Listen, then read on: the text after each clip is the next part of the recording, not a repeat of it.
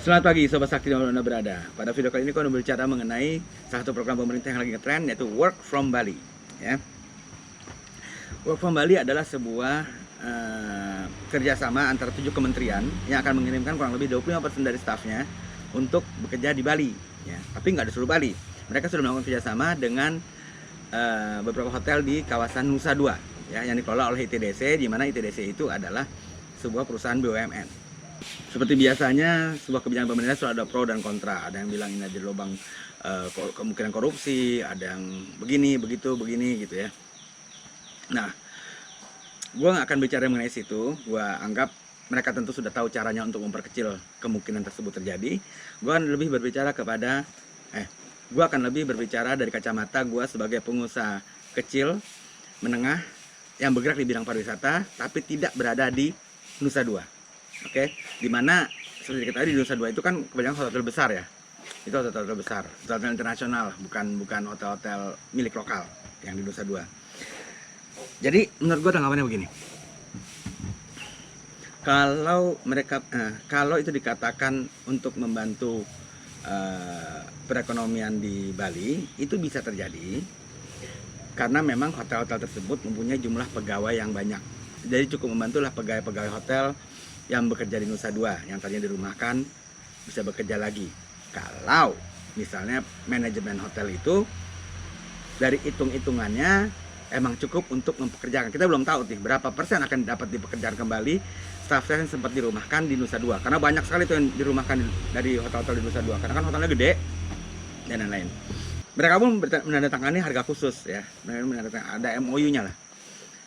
Jadi tujuan ini baru berhasil kalau misalnya harga yang disepakati antara hotel-hotel ini dengan pemerintah itu sudah cukup mampu untuk menarik sejumlah staf-staf yang sudah dirumahkan tadi, yang kalau katanya untuk membantu perekonomian di Bali. Tapi kalau kira harga tersebut tetap tidak bisa menolong, hanya cukup menyelamatkan supaya hotel itu tidak bangkrut, hanya menyelamatkan hotel itu, tapi tetap tidak bisa memperkerjakan lagi staf-staf yang sudah dirumahkan tersebut gitu, karena masih kurang cukup di link kerjasamanya. Itu satu menurut saya. Saya lebih lebih tepatnya saya bilang menyelamatkan perusahaan BUMN yang mengelola Nusa Dua ini, karena hotel-hotel yang di situ udah ngap-ngapan, nggak mampu dan ngelawan bintang 3 ke bawah yang perang harganya gila-gilaan gitu. Yang kedua, menurut saya ini berdampak juga dengan jumlah target tamu dari hotel-hotel menengah ke bawah itu, yang UKM-nya Bali, yang tidak ada di Nusa Dua. Karena misalnya gini contohnya deh, saat pegawai Exelon 2, 1 gitu ya, yang biasa dari kementerian itu jalan-jalan ke Bali, yang tadinya tinggal stay mungkin di sebuah villa atau sebuah hotel bintang 3, bintang 4 yang ada di Legian, mungkin di Seminyak, di Ubud, itu karena ada program ini dibayar oleh pemerintah, ya tentunya dia akan lari ke Nusa Dua dong. Jadi memperkecil, bagaimanapun juga akan berdampak memperkecil jumlah target tamu yang harusnya tinggal di Legian atau di mana yang di luar Nusa Dua. Perusahaan-perusahaan UKM nih ya, yang bintang 3 ke bawah. Total bintang 3 ke bawah bagaimanapun juga terdampak juga jumlah pasarnya. Tapi bagaimana dari kacamata saya sebagai pelaku pariwisata, yaitu mempunyai hotel, nggak tahu bintang berapa nih, 3 kalau nggak salah diizin sama TripAdvisor. Menurut saya begini, saya tuh dari dulu kebetulan tidak pernah sampai masuk dalam sibuk mikirin sisi negatifnya dari sebuah kebijakan pemerintah. Saya cukup tahu, lalu dari situ saya pikirkan, kira-kira positif apa yang bisa saya pergunakan dengan ini, gitu ya. Positif apa yang bisa saya lakukan dari kebijakan ini? Karena saya nggak mungkin juga merubah kebijakan tersebut. Ya kan capek akan saya, wah begini, wah komentar begini, nggak ada gunanya. Saya lebih baik saya memikirkan, oke, kebijakannya seperti itu. Kemungkinan terjadi seperti ini, apa yang mesti saya lakukan? Sebenarnya informasi ya, Work from Bali ini adalah sebuah tren lama sebenarnya. Ini bukan suatu inovasi pemerintah yang perlu, wah hebat kepikiran lo pemerintah, nggak juga men. Ini adalah suatu tren lama sebenarnya, Work from Bali. Ditambah dengan adanya, yaitu yang kita sebut para digital nomad, orang-orang yang bekerja dari mana aja ya, remotely untuk perusahaan-perusahaan. Dan ini berlaku internasional. Jadi ada orang yang bekerja di Bali padahal perusahaannya tuh di Amerika gitu. Nah itu kita bilangnya digital nomad ya. Nah digital nomad ini, orang-orang freelancer ini, itu jumlahnya semakin meningkat semenjak adanya pandemi. Ya, sejak ada pandemi, jumlahnya itu semakin meningkat. Jadi yang mereka tadinya dirumahkan atau bekerja dari rumah, ternyata dengan mereka sebagai freelancer, dia bekerja untuk perusahaan mana aja, dengan melakukan hal yang sama dari rumah, pendapatannya jadi lebih besar. Malah mereka bisa bekerja di sebuah perusahaan di Amerika dengan gaji dolar, bekerjanya di Depok misalnya gitu ya. Jadi kan bagus banget, makanya itu jumlah freelancer semakin meningkat.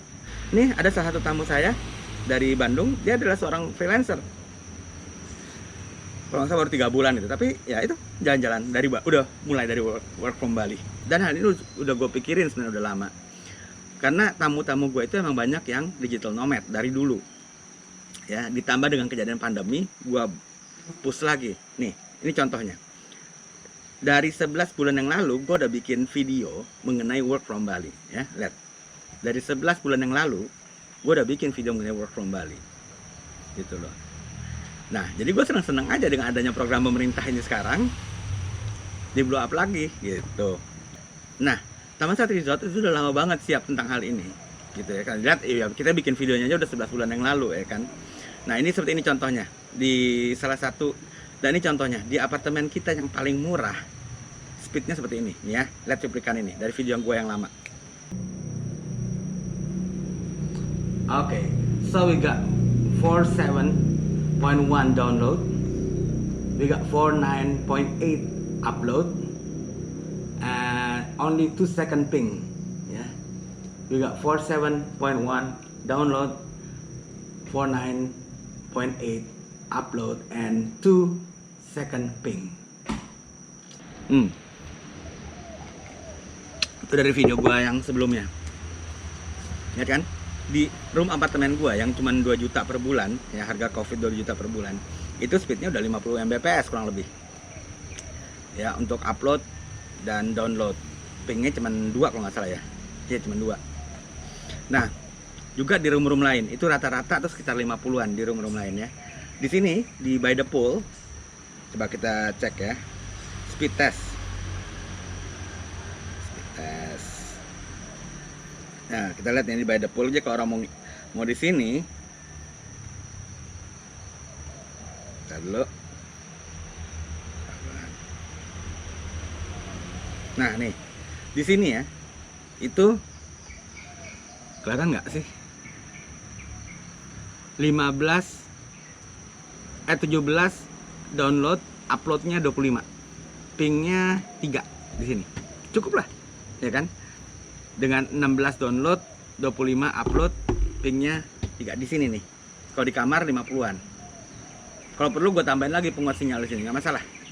Tapi selama ini sih nggak ada yang komplain, banyak kok yang kerja di sini karena mereka bosan kerja di kamar, dia kerja di sini atau by the pool di situ sambil di kursi itu kan hal begini di pangkuannya laptopnya. Jadi kita mau siapkan udah sama. Jadi untuk teman-teman yang sama gua, yaitu punya penginapan mungkin atau punya restoran, nggak usah kecil hati, nggak usah pikir ini cuma untuk di Nusa Dua.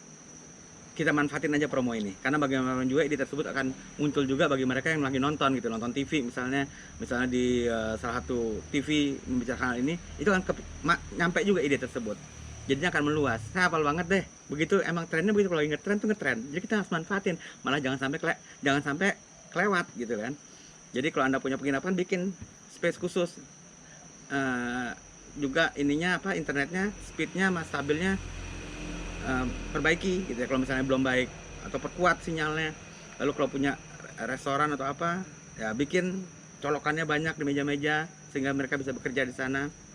Karena hal-hal tersebut biasanya suka nggak dipikirin tuh ya. Untuk kita yang konservatif, biasanya saya jual di sini saya hanya menjual ayam geprek gitu ya. Ya udah makan terus ya udah gitu kan ya. Nah, itu kita manfaatin, sekarang berbanyak lah stop kontak, jadi mereka bisa sambil kerja juga. Ya, sekian dulu. Oh ya, mungkin ada ide juga nih, kalau misalnya mau bantu perekonomian di Bali lebih general ya, lebih umum, tidak hanya Nusa Dua, mungkin bisa subsidi untuk harga tiket. Nggak usah gede, kecil aja, tapi seenggaknya ngebantu gitu loh.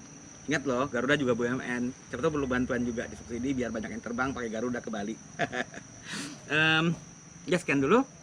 So, karena gue mesti siap-siap nih, nanti sore itu kan ada pengajian anak gue, kan kemarin habis sunat, dan besok itu ada syukurannya anak gue sunat, yang kita melakukannya di Denpasar. Sebab karena teman-teman sekolah anak gue itu kebanyakan di Denpasar gitu. Kalau gue bikin di Ubud kasihan, dan lagi juga takut ngeganggu tamu-tamu yang nginep di tempat gue, jadi gue bikinnya di Denpasar, di satu hotel di Sunset ya gitu. Kira-kira gue liput nggak ya untuk konten, relevan nggak sih? Kalau misalnya gue taruh tentang syukuran anak gue di channelnya Taman Sakti, komen ya.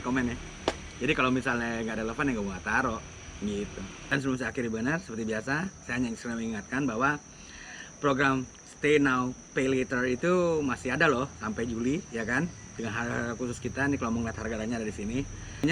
Pokoknya harganya itu bergerak dari mulai 2 juta per bulan sampai 3 juta per bulan ya. Dan itu Anda bisa tinggal kapan aja, bisa untuk Christmas, bisa untuk tahun depan malahan. Tapi program ini cuma ada sampai Juli gitu. Tinggalnya boleh kapan aja.